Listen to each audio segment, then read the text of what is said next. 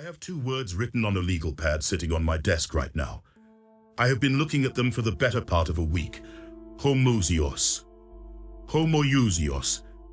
That is the difference between them. One letter, the sixth character of the first word, and the sixth character of the second word. A single Greek iota, which is, by the way, the smallest letter in the Greek alphabet, and the origin of the English phrase, not one iota of difference. One iota of difference is the phrase we use to mean no difference at all. It is an irony so precise it almost hurts, because one of those words made Jesus God. The other made him something less. A vote was taken in June of 325 AD, and the man who decided the outcome had not yet been baptized. I want you to understand what I mean by that before we go any further. I am not making an argument from outside the historical record. I am not speculating. The man who steered that vote, who stood up in a room full of bishops and told them which word to use and what he thought it meant, was a Roman emperor named Constantine. And I know he had not yet been baptized because the historical record tells us so. Constantine was baptized on his deathbed in 337 AD, 12 years after the council he convened. The man who defined the substance of God for the entire Christian world was, at the moment he did it, technically not a member of the church. And I know what he said in that room because a bishop was there. A bishop who was present, who witnessed Constantine's intervention, who went home afterward and wrote a letter to his own congregation describing what he had seen. That letter survives. In translation, it is available to anyone with library access. I have it printed out on my desk, next to the legal pad, with the two words. I want to read you some of it today. But first, I need to tell you what those two words were competing for, because the weight of this only lands if you understand what Christianity looked like before that vote was taken. Not after, before. I need you to know that when Constantine convened the Council of Nicaea, there was no universal Christian agreement that Jesus was co-equal with God the Father. No consensus. The dominant tradition for 3 centuries, the first 3 centuries of Christianity, held something different. Not that Jesus was ordinary, not that he was merely a wise teacher, but that he was, in the most elevated possible sense, subordinate, the highest created being, the first of all God's works, the one through whom everything else came into existence, something so far above ordinary humanity that the distinction felt almost academic, except that it was not God. Go to the Gospel of Mark, the earliest Gospel. It opens with a single sentence, the beginning of the Gospel of Jesus Christ, the Son of God. No divine pre-existence, no declaration that this man was present at creation, was God from before time. The story begins with a man being baptized in the Jordan River. A voice comes from heaven, not the voice of Jesus, a voice speaking about Jesus. You are my beloved Son, with whom I am well pleased. A man addressed by God, not God addressing himself. Go to the Acts of the Apostles, chapter 2. Peter is speaking at Pentecost, the first public sermon in Christian history, delivered by the man Jesus himself called the rock on which the church would be built. And he says this, Jesus of Nazareth, a man attested to you by God by mighty works and wonders and signs that God did through him. Through him. Not as him, not by him in his own divine authority. God did the works through a man. That is Peter's word, on the day the church was founded. It is in your Bible. It is rarely the subject of a Sunday sermon. The Didache, an early Christian text from the 1st or early 2nd century, one of the oldest non-canonical documents we possess, almost certainly circulating when people who knew the apostles were still alive, refers to Jesus consistently as pais, a Greek word that means servant or child, not God, not divinity, the servant of God. Origen of Alexandria, writing around 230 AD, was one of the greatest theological minds the early church produced, quoted, argued with, and cited in theological curricula around the world. Origen was unambiguous. He wrote that the Son is less than the Father in every respect. The most intellectually formidable Christian thinker of the 3rd century, stating plainly that the Son does not share co-equal status with the Father. This was not a fringe position. This was not a heretical underground. This was what careful reading of the existing texts produced consistently for 300 years. The word heresy is not a theological verdict. It is the label given to the position that loses the vote. That vote happened in 325 AD. The man who articulated the losing position most clearly was a priest in Alexandria named Arius. He was not a rebel. He was not trying to destroy anything. He was a careful reader of specific texts, working within a tradition that many Christians of his era recognized. His core claim was simple enough to write in a single sentence: there was a time when the sun was not. Before you react to that, let me tell you what he based it on, because this is not something he invented. Proverbs chapter 8 verse 22, the voice of wisdom speaking. The Lord created me at the beginning of his work, the first of his acts of old. Ages ago I was set up at the first, before the beginning of the earth. Early Christian interpreters, not just Arius but many careful readers before him, read this as the Son speaking. The Son, the wisdom of God, describing his own origin, created, first, before everything else, but after something, after the one who created. Arius wrote a letter to his friend Eusebius of Nicaea, a prominent bishop who supported his position, and in it he described Jesus as the perfect creature, the first and highest of all God's creation, the being through whom God made everything else that exists, not co-equal, not co-eternal. First among all created things, which is an extraordinary status, but still a created thing. I think the instinct is to hear created as a demotion and stop listening. But consider what Arius was actually saying. Before the universe existed, before time began, God made one being, this being, the one who then became the instrument through whom all of creation was called into existence.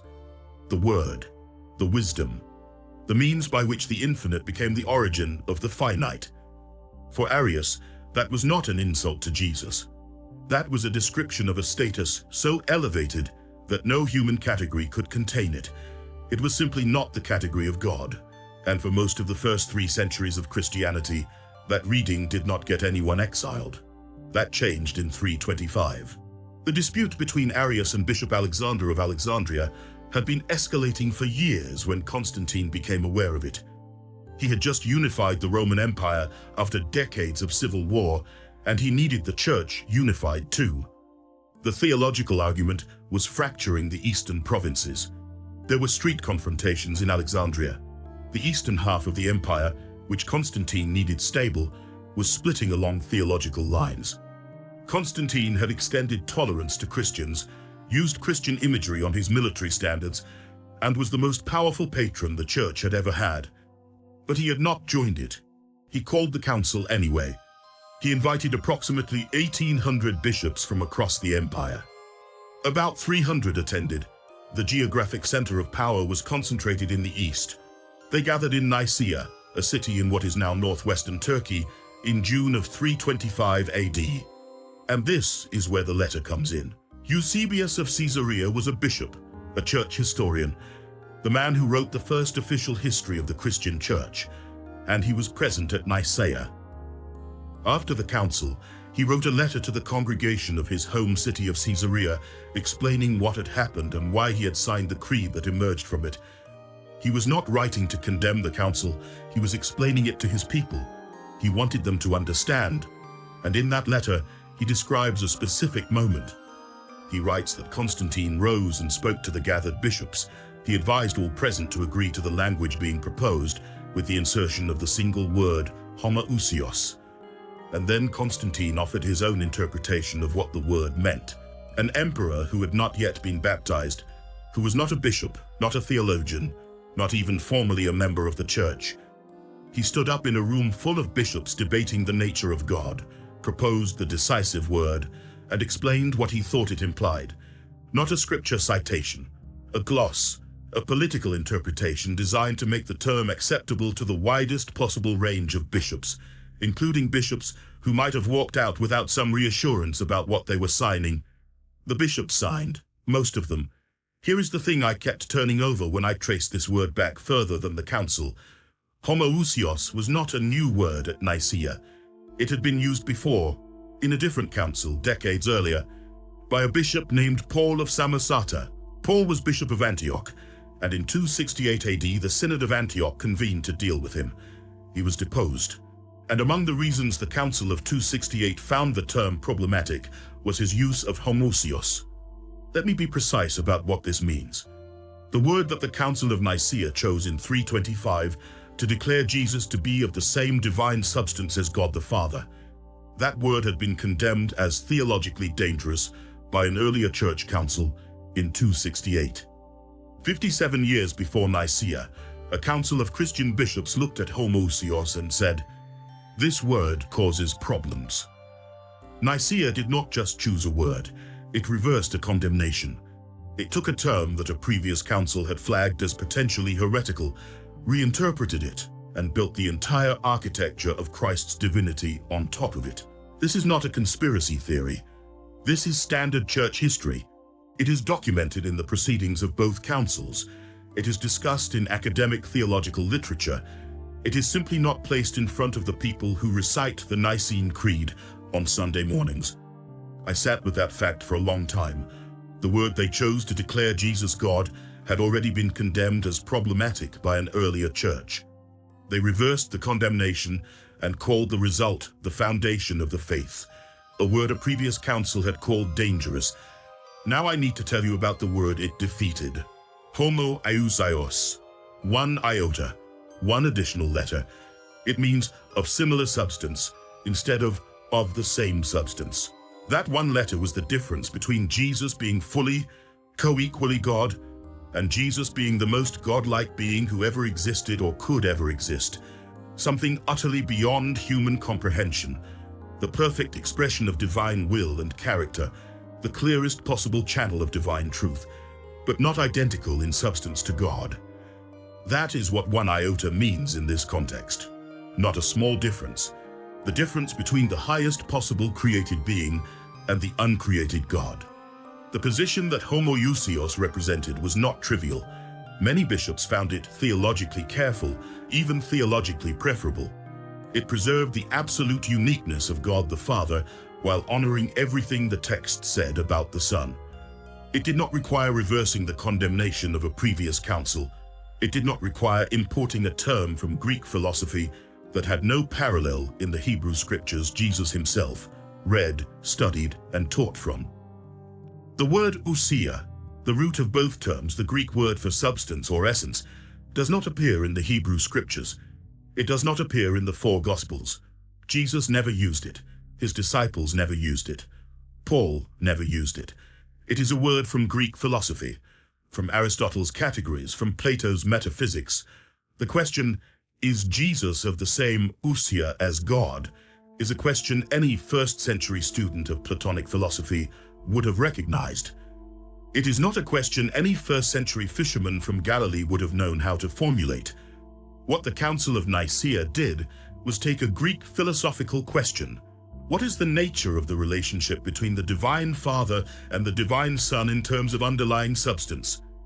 And answer it with a Greek philosophical term. And then they called the answer divine revelation. I spent 35 years explaining to high school students how civilizations absorb each other's ideas, how Rome absorbed Greek culture and transmitted it westward, how every tradition borrows the intellectual tools of the tradition it encounters. I taught that pattern in the context of politics, architecture, law, literature.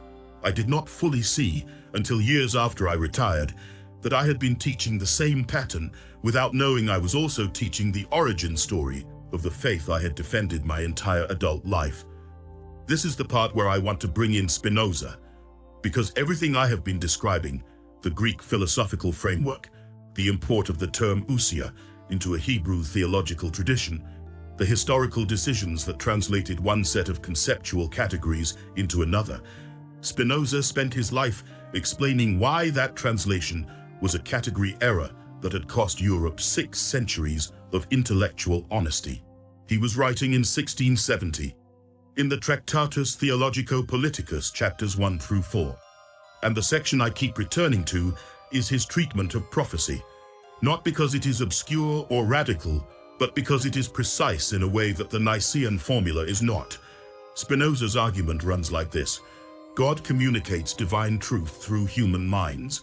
Prophets receive revelation in proportion to their imaginative capacity and their moral character. The more clearly the divine truth comes through. This is not a metaphor for Spinoza. It is a description of how divine communication actually works, rooted in his reading of the Hebrew Scriptures. On this framework, Jesus is, in Spinoza's words, the mouth of God, the most perfect channel of divine communication who ever existed.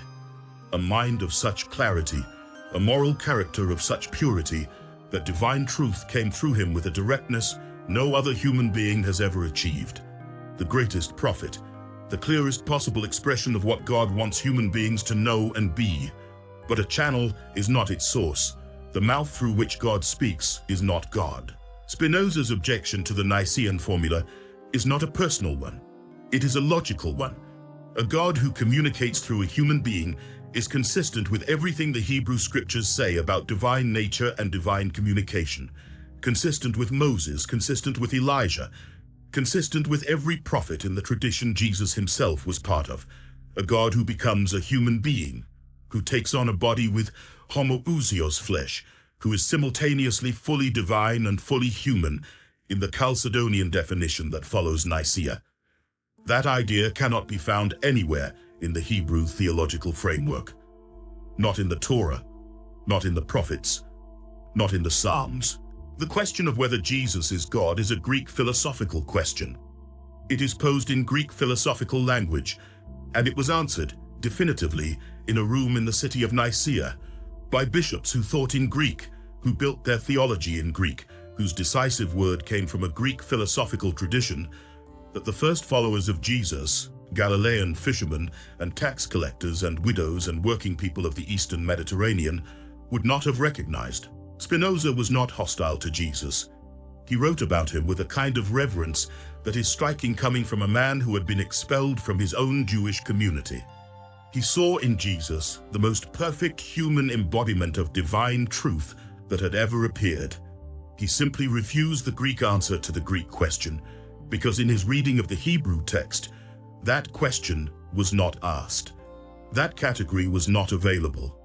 The God of Abraham does not become flesh. The God of Abraham speaks through flesh to flesh from a distance that the Hebrew tradition preserved and honored. The Council of Nicaea collapsed that distance with one Greek word, in a meeting room in a city on the coast of Turkey, at the suggestion of an unbaptized emperor.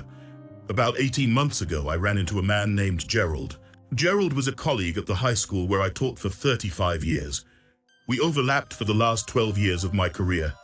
He served as department head during most of that time, history and social studies, and we spent considerable time in the same professional world, reviewing curriculum, arguing about textbook choices, arguing about everything, the way teachers do when they respect each other. I liked Gerald. I still do, for what it's worth. He had seen the channel.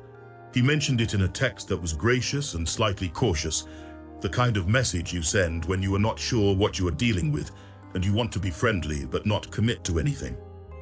I ran into him at the Ace Hardware on Western Avenue. It was a Saturday morning in October, the kind of October day you get in East Tennessee where the light comes in low and everything looks both beautiful and a little bit finished. I was looking for a specific kind of chain for the door on my back storage shed. Gerald came around the corner of the fastener aisle with a handful of bolts. We shook hands. We talked for a few minutes the way you talk to someone you used to work with. How is your family? What did you do with your summer? The comfortable filler of people who were close enough for long enough that the formality is genuine rather than awkward. Then Gerald said, not unkindly. And I want to emphasize that because his tone was not hostile. It was something more like the voice of a man who has been thinking about something and decided to say it. He said, Howard, I've been watching some of what you put out. And I respect the research, I do. But you know what you're really claiming? You're saying that Constantine's intervention at a political meeting in 325 AD is more historically credible than 19 centuries of Christian faith. He wasn't attacking me. He was making what he thought was the decisive argument. He was saying the weight of tradition is on the other side. The cumulative testimony of 19 centuries of believers is not outweighed by a single historical moment you've researched your way into. I did not have an answer ready. We talked for another minute or two. We shook hands again. He went to check out. I drove home with the chain in a paper bag on the passenger seat. I sat in the driveway for a few minutes with the engine off, and then it landed. Gerald had just made my argument for me. 19 centuries of Christian faith traced directly back to Constantine's intervention. That is the point. The faith that 19 centuries of believers have practiced and prayed and built their lives around, the faith that calls Jesus homoousios, co-equal and co-eternal with God the Father, that faith begins at a specific moment in history, in a specific room, with a specific word proposed by a specific unbaptized emperor. That is where the chain of tradition starts. The 19 centuries of faith Gerald was defending are 19 centuries of faith that runs directly through that vote.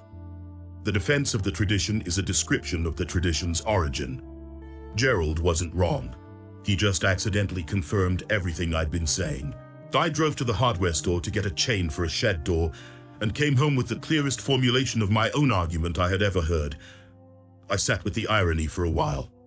It was not a comfortable kind of irony. What happened to the people who voted no? Arius and 2 other bishops, Theonas of Marmarica and Secundus of Ptolemais, refused to sign the creed. 3 men, out of approximately 300, who looked at what was being asked of them and said, "I cannot put my name on this." They were exiled immediately. Constantine then ordered that all of Arius's writings be burned. That is not a figure of speech. He issued a formal decree, and he made possession of those writings a capital offense. To own a book that Arius had written, to have it in your house, to be found carrying it, was, under Constantine's decree, punishable by death. The man who had never been baptized, who had explained to the bishops what he thought the decisive word meant, who had steered the council to its conclusion, was now executing the follow-up, ensuring that the losing position would not survive in written form, not suppressing dissent by argument, by law, by the threat of execution. Arius died in 336 AD, a decade after the council, the day before he was scheduled to be publicly reinstated into the church, a reinstatement that had been worked out through years of political negotiation and that his opponents had been unable to prevent. He died in Constantinople the night before the ceremony. His opponents interpreted the timing as divine judgment. His supporters interpreted it as murder. The historical record does not resolve that question. But here is what the historical record does resolve. The story did not end with Nicaea. The word that had been chosen did not stay chosen. Within 20 years, the political wind shifted. Constantine died in 337. His son, Constantius II, who inherited the eastern portion of the empire, favored the Arian position. Through the 350s, the theological and political pressure mounted. Bishops who had signed the Nicene Creed were pressured to revise their positions. New councils issued new formulas. By 359 AD, 34 years after Nicaea, a new creed was imposed across much of the empire. A creed that did not include homoousios, a creed that moved back toward the language of homoousios. The word that had been declared foundational was officially suspended. The doctrine of Christ's co-equal divinity was, for the purposes of the official theology of the Roman Empire, set aside. The Bishop Hilary of Poitiers, writing in approximately 360 AD, lamented what he saw around him. He complained of a world in which every year, every month, a new creed was being produced, new formulas, new language. He was not exaggerating by much. The doctrine that Jesus is fully God, co-equal, co-eternal homoousios, was absent from the official creed of the Roman Empire for approximately 30 years, from 359 to 381 AD. Then the Emperor Theodosius I came to power. He called a new council, the First Council of Constantinople, 381 AD. He had a theological position, and he had the military authority to enforce it. The council restored homoousios. The Nicene Creed was expanded and reaffirmed. The doctrine of the Trinity, Father, Son, and Spirit, co-equal and co-eternal, was declared the official theology of the Roman Empire. One emperor gave the word, another emperor took it away, a third emperor gave it back. If you had prayed in Constantinople in 365 AD, the way you pray in your church today, you would have been, according to the official doctrine of the empire, praying the wrong theology. The emperor said so. This is not a footnote. This is the history. I want to go back to the two words on the legal pad, homoousios. June 325 AD, a council in Nicaea, modern Turkey. Constantine rises and recommends a single word. The bishops sign, most of them. 3 don't. The 3 are exiled. Arius's writings are ordered burned. Possession of them becomes a capital offense. From that moment, the world you and I were born into is a world where Jesus is God. Not because Jesus said so. He never used the word ousia, never spoke in the philosophical language of Greek metaphysics, never claimed to be homoousios with anything. Not because his disciples said so. Peter at Pentecost called him a man through whom God worked. Not because Paul said so. Paul's letters, the earliest Christian texts we have, call Jesus the image of God, the firstborn of all creation, the one through whom all things were made. But Paul uses a vocabulary that hovers at the edge of the divine, without quite landing on the Greek philosophical term that Nicaea would require. Not because the early church had always agreed on this. 300 years of theology shows it had not. Because an unbaptized Roman emperor stood up in a meeting room and suggested a word. Because he explained what he meant by it in terms that were diplomatic enough to get most of the bishops to sign. Because the 3 who would not sign were sent into exile. Because the losing position was made a capital crime. Because a word that a previous council had condemned was rehabilitated, reinterpreted, and built into the foundation. That foundation has held for 17 centuries, through reformations and schisms and wars and the collapse of the empire that produced it.